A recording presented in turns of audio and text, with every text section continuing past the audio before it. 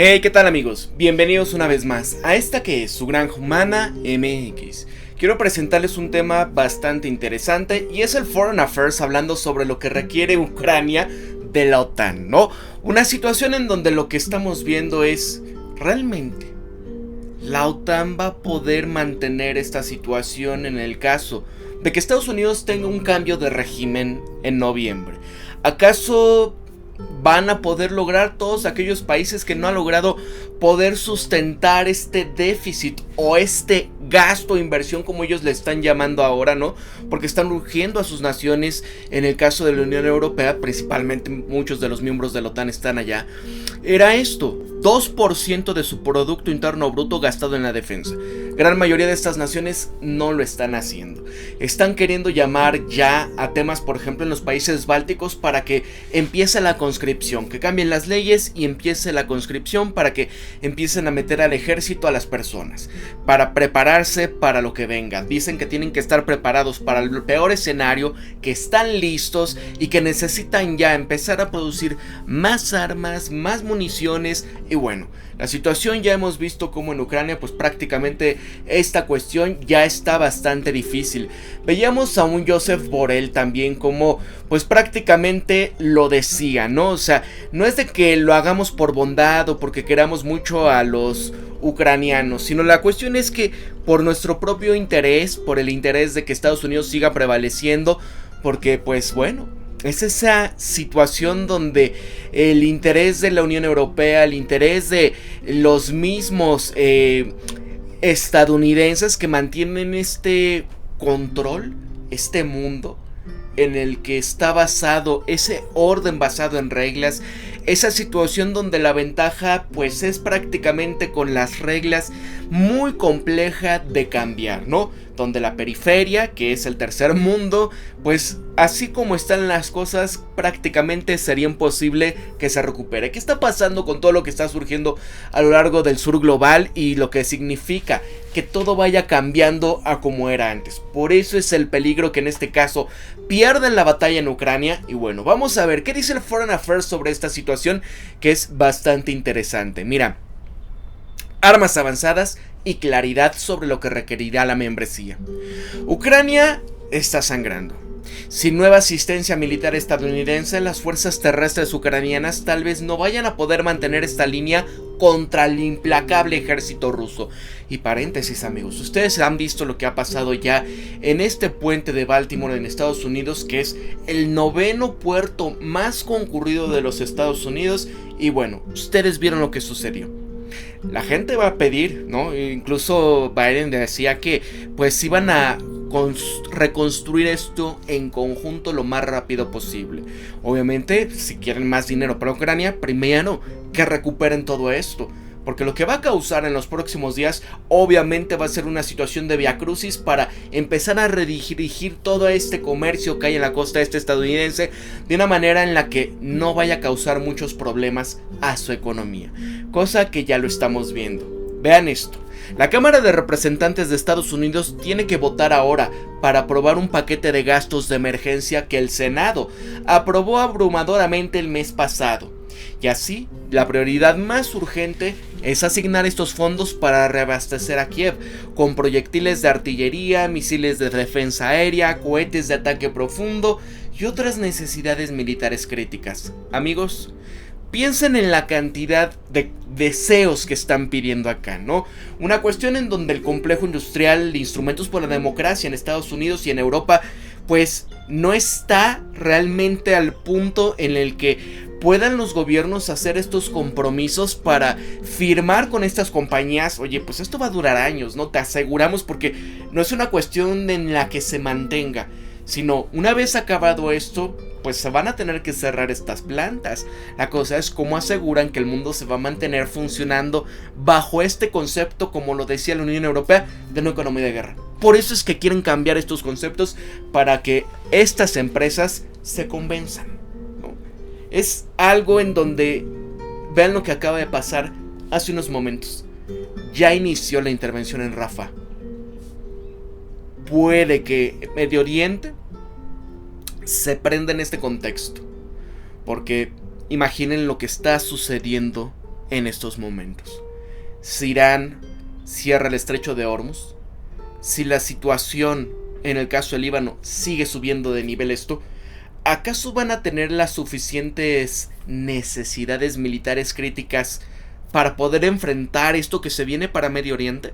No nada más hablamos del caso de Ucrania, ¿y qué pasará en el caso de Taiwán? Eso sí, incluso una vez que Ucrania reciba este apoyo tan necesario, queda una pregunta fundamental de cómo poder ayudar a Ucrania a asegurar su futuro. Esa es una pregunta en la que los líderes de la OTAN van a tener que responder cuando se reúnan en julio en Washington para celebrar una cumbre, 75º aniversario.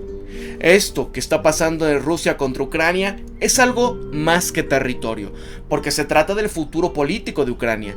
El Kremlin está buscando asegurarse de que el futuro de Ucrania se decida en Moscú, no en Kiev. Ucrania está luchando por la libertad de trazar su propio futuro y una gran mayoría de ucranianos quiere que su país se convierta en miembro de la OTAN y de la Unión Europea. Ahora, el año pasado, la Unión Europea había iniciado conversaciones de adhesión con Kiev, pero ese proceso tardará años en completarse. Mientras tanto, la Unión en este caso Ucrania, busca la invitación para poderse unir de pleno derecho a la OTAN. Los países de esta están divididos sobre cuál debería de unirse Kiev. Hay algunos miembros encabezados por los países bálticos, como el caso de Polonia y Francia, que quieren que la alianza envíe una invitación formal a la cumbre de Washington de julio de este año. Creen que la persistencia de varios estos vacíos de seguridad de Europa vayan a incitar a Moscú a poder llenar estas áreas grises militarmente, y como lo ha hecho en Ucrania, Georgia y Moldavia. Otros miembros, como el caso de Estados Unidos y Alemania, no están preparados para actuar tan rápido. El primer ministro holandés saliente, Mark Rutte, que bien pudiese ser el próximo secretario general de la OTAN, esto en lugar de Jens Stoltenberg, captó este tipo de perspectivas en la conferencia de seguridad de Múnich el mes pasado. Y es que mientras la intervención continúa, Ucrania no puede convertirse en miembro de la OTAN. Exfuncionarios ya están proponiendo varias ideas para poder salvar este abismo.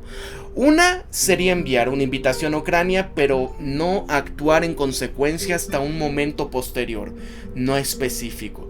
Esto sería un gesto vacío, puesto que no se aplicarían disposiciones de trato hasta que los 32 miembros ratifiquen la adhesión a Ucrania. Otra idea es invitar a Ucrania a iniciar conversaciones de adhesión, un modelo tomado del proceso de ampliación de la Unión Europea. Pero el país candidatos a la Unión Europea siguen un camino ya trillado, adoptando y implementando un conjunto de leyes de la Unión Europea a lo largo de los años. El equivalente de la OTAN sería un plan de acción de adhesión, pero el año pasado en Vilnius los miembros de la OTAN habían acordado que Kiev había ido más allá de la necesidad de ese proceso, y a menos que definan claramente el objetivo y el momento de las conversaciones de adhesión, una invitación iniciaría conversaciones que dejarían a Ucrania en el mismo inframundo en el que se encontraba desde 2008, cuando la OTAN acordaba que Ucrania se convertiría en miembro de la OTAN. Y ojo amigos, lo veíamos. Este contexto en el que, oye, ¿qué va a pasar con la OTAN, no? Porque acá, ¿qué van a poder surtirle? ¿Qué hombres, qué capacidad, qué municiones, qué ejércitos? Porque pues se está dividiendo en este contexto a como lo estamos viendo. Mensajes por aquí, mensajes por allá, van cambiando. El caso de Hungría que dice no queremos seguir dando esta clase de posicionamientos o estos pasos, estas palabras que han estado comentando otros miembros. Como el caso de Emmanuel Macron, de tropas en el territorio. El caso de Polonia, el caso de Estonia y demás que dicen tropas en el territorio. El problema es, ¿se están dando cuenta que esto nos llevaría a la tercera?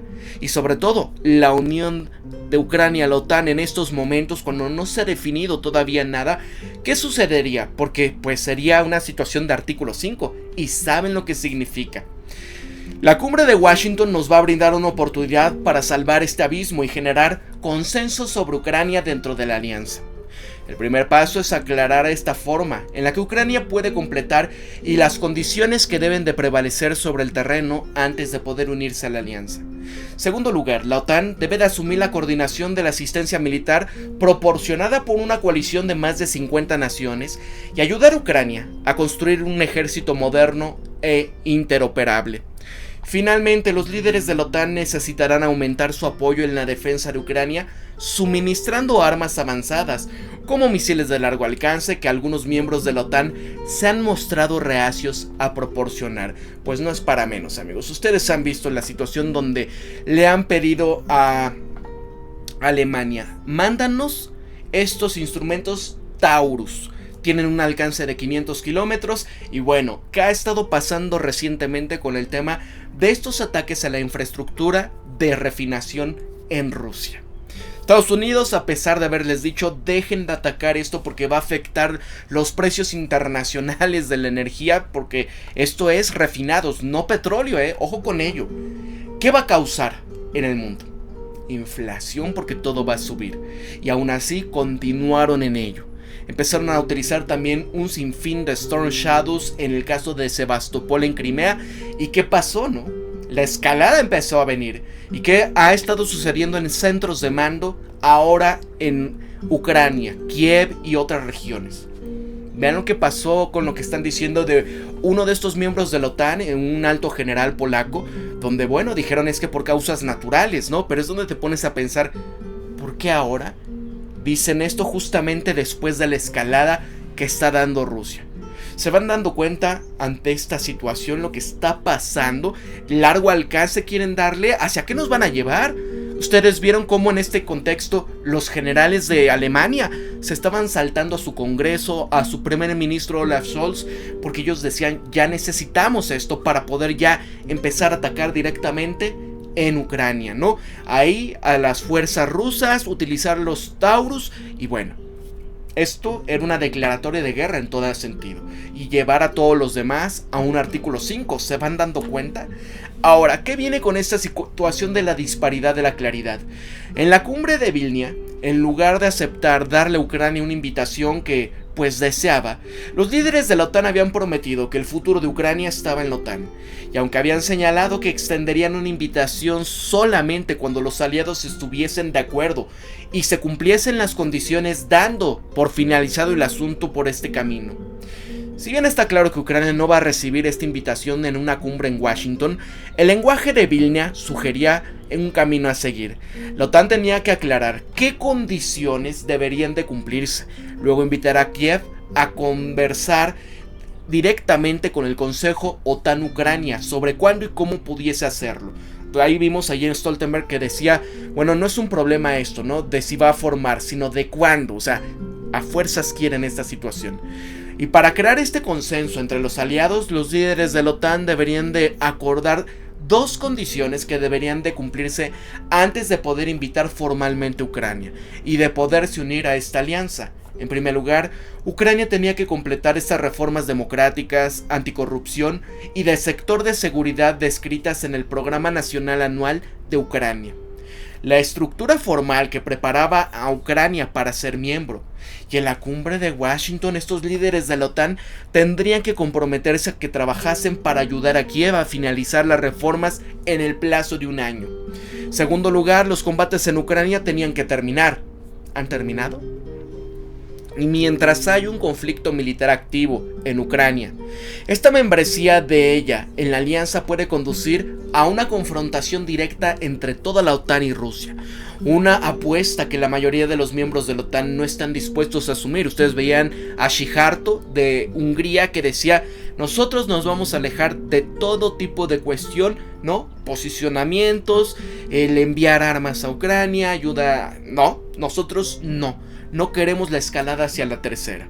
Bueno, antes de que se pudiese cumplir la segunda condición, la OTAN tiene que estipular esto, cómo consideraría un final satisfactorio del combate, porque no pudiese ser el fin de la guerra, porque esto presupone un acuerdo de paz, que sería sumamente difícil de lograr en el corto plazo. La creencia como de que todas las intervenciones terminen mediante negociaciones es errónea. La mayoría de las guerras termina por agotamiento mutuo o por una victoria unilateral. pero muy pocos terminan con una paz negociada. En el futuro previsible lo máximo que se puede esperar es un conflicto congelado, y en eso de las hostilidades sin una solución política. En la cumbre en Washington, los líderes de la OTAN tienen que acordar invitar a Ucrania cuando los combates hayan terminado efectivamente, ya sea mediante la improbable victoria ucraniana o mediante un alto al fuego o un armisticio duradero. Y al concluir un conflicto activo, Kiev no necesitará aceptar ninguna pérdida territorial a favor de Rusia como permanente, solo que cualquier cambio en el estatuto que tendría que lograrse políticamente, pero no militarmente. Entonces, amigos, ¿ustedes creen que en estos momentos donde estamos viendo que prácticamente Rusia es el que tiene acá, pues, el terreno alto, va a permitir una cuestión como lo que significó los acuerdos de Minsk?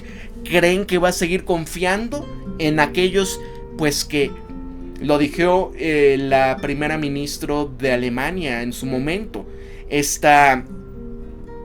Se va el nombre, Angela Merkel, ¿no?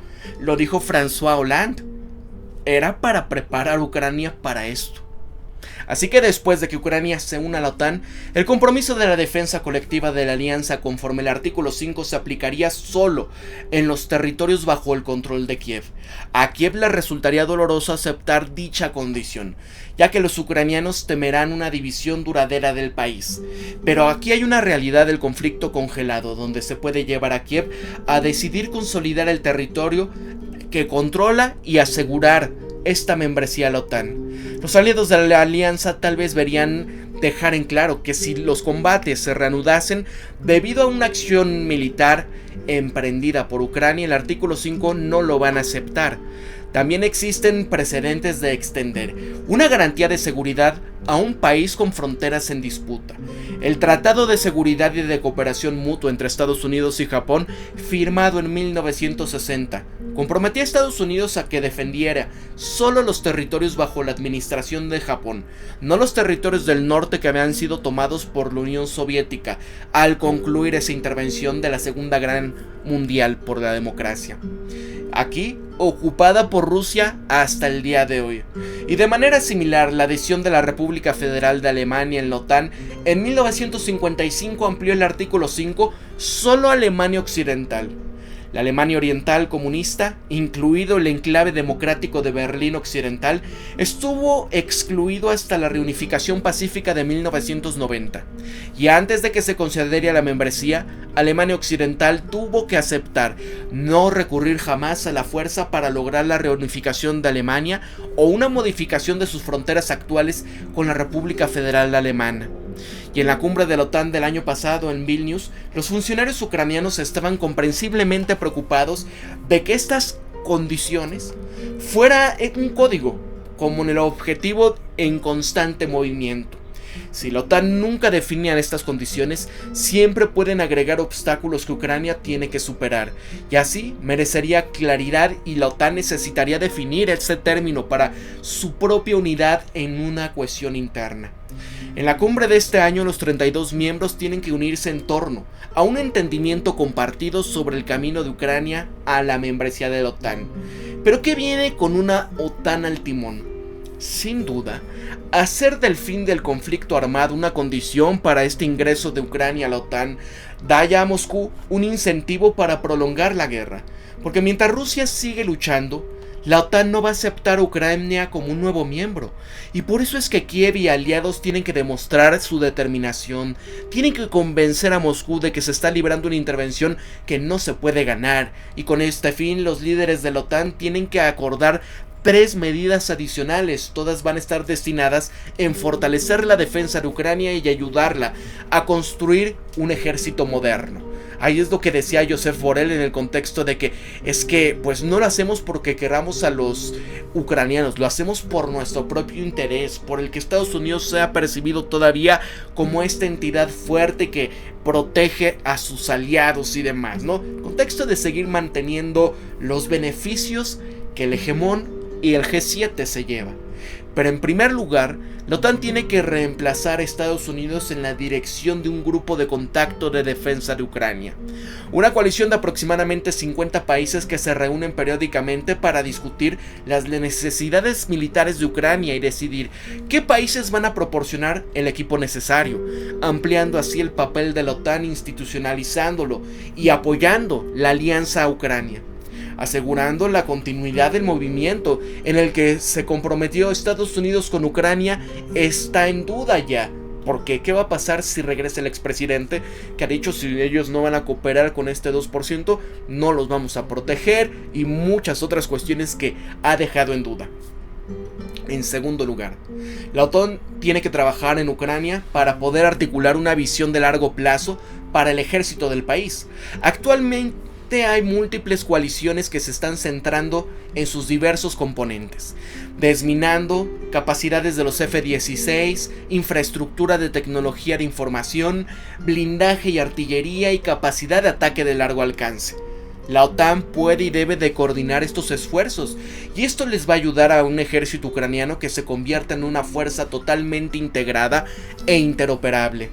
En tercer lugar, la OTAN tiene que establecer una misión de entrenamiento en Ucrania, asumiendo una coordinación de entrenamiento de fuerzas ucranianas de Estados Unidos, el Reino Unido y otros países individuales.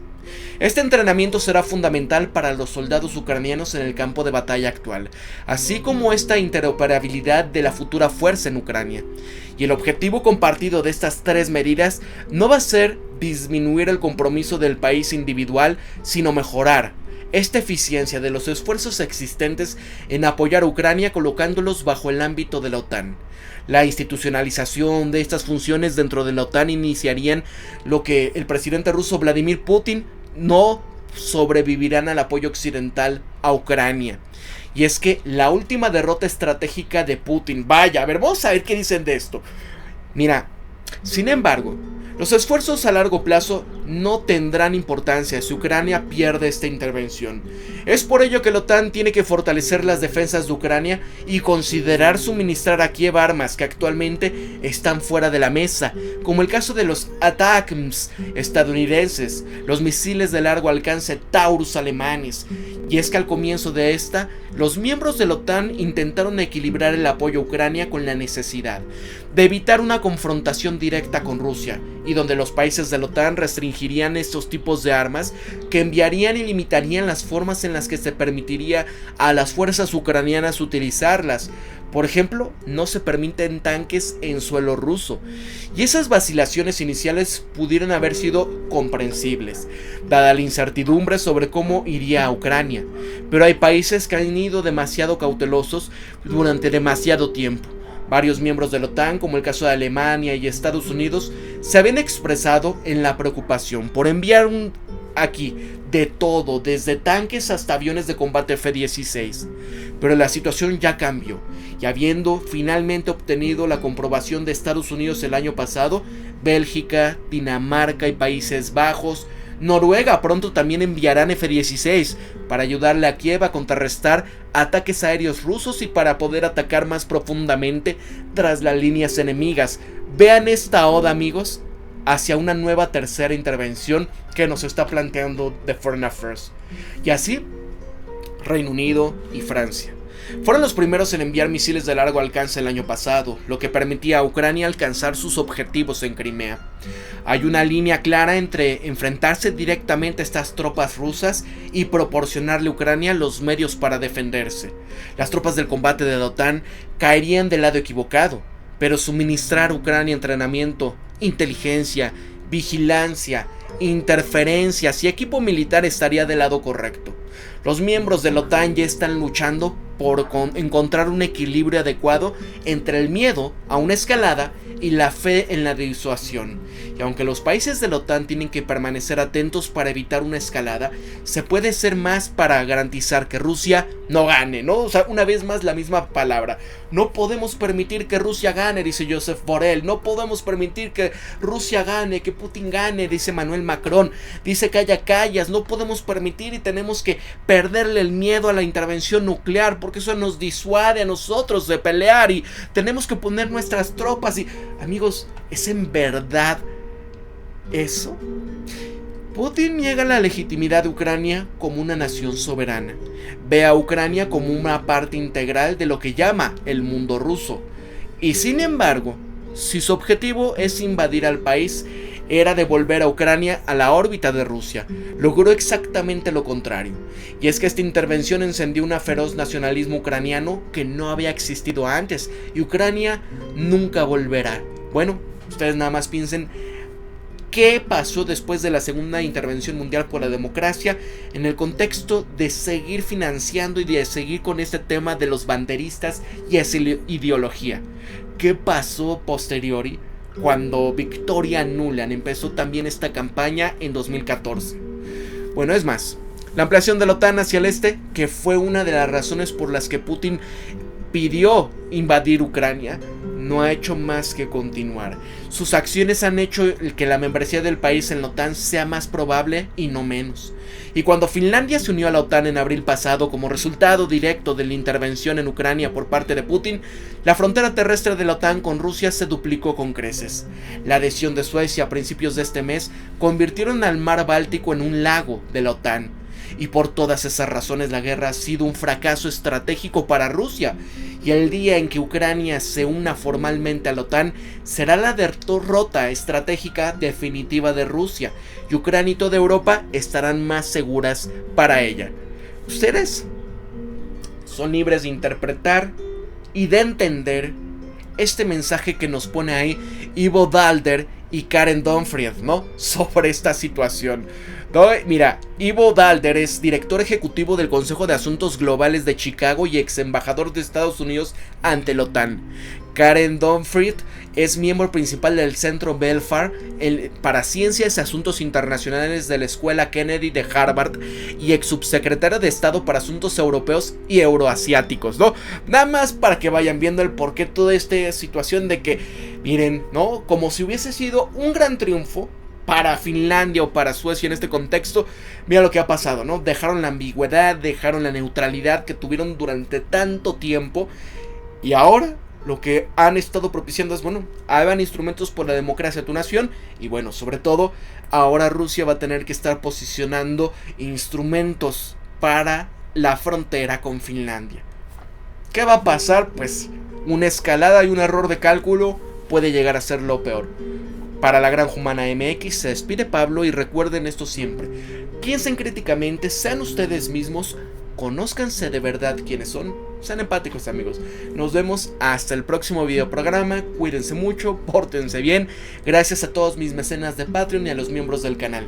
Si estás en la posibilidad de apoyar este canal, aquí a través de miembros del canal aquí abajo, unirte. O acá al lado, si me estás viendo en vivo, puedes dejarme un super chat. O si me ves en diferido, hay un corazoncito aquí abajo. Para la Gran Humana MX se despide Pablo. Cuídense mucho, pórtense bien.